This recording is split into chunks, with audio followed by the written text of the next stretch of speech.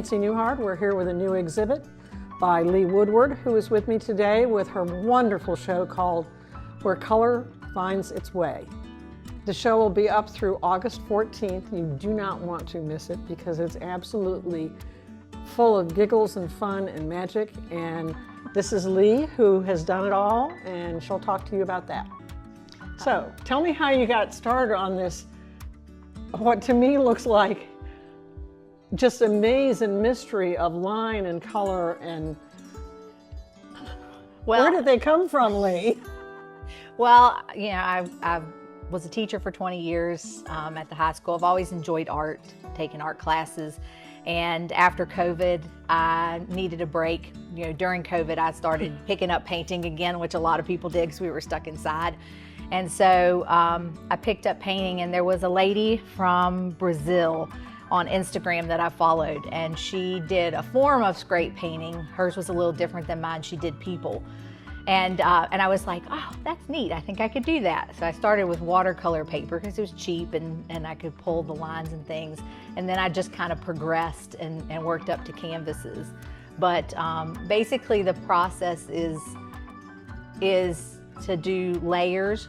Okay. And then with the paint, so I put the paint on, I scrape it off. And then but not completely, obviously. Not completely off, but so mostly, yeah. I don't want to dull it too much, but enough that it takes off all the excess. And then I use the flow of the paint because that's what's fun about it. Because the paint does its own thing. I can put the same pattern on 3 different canvases, but when I pull it across, it's going to be totally different each time. Of course. So. But that's the first layer. It finds its own way. And it finds its own way, absolutely. Okay, once you explained a little bit about the scraping and drying and marking process, you were telling me when you brought the pieces in that this one and the one on the right are mirror images of each other. So explain to me how you did that, because that was really fascinating. So sometimes to conserve paint, because it does waste a lot of paint in the process, you know, you're scraping it off, and I try to reuse it on the watercolor papers and other things. And sometimes the longer I can let it sit, the brighter the color soaks in a little bit too.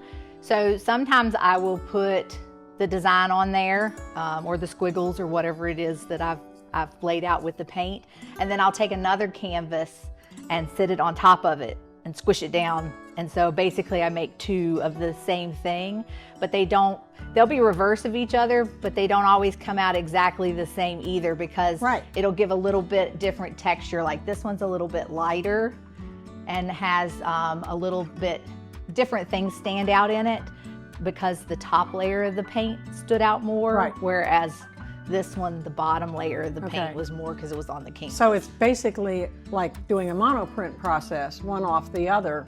Yes. In addition to all your scraping and your line and so forth.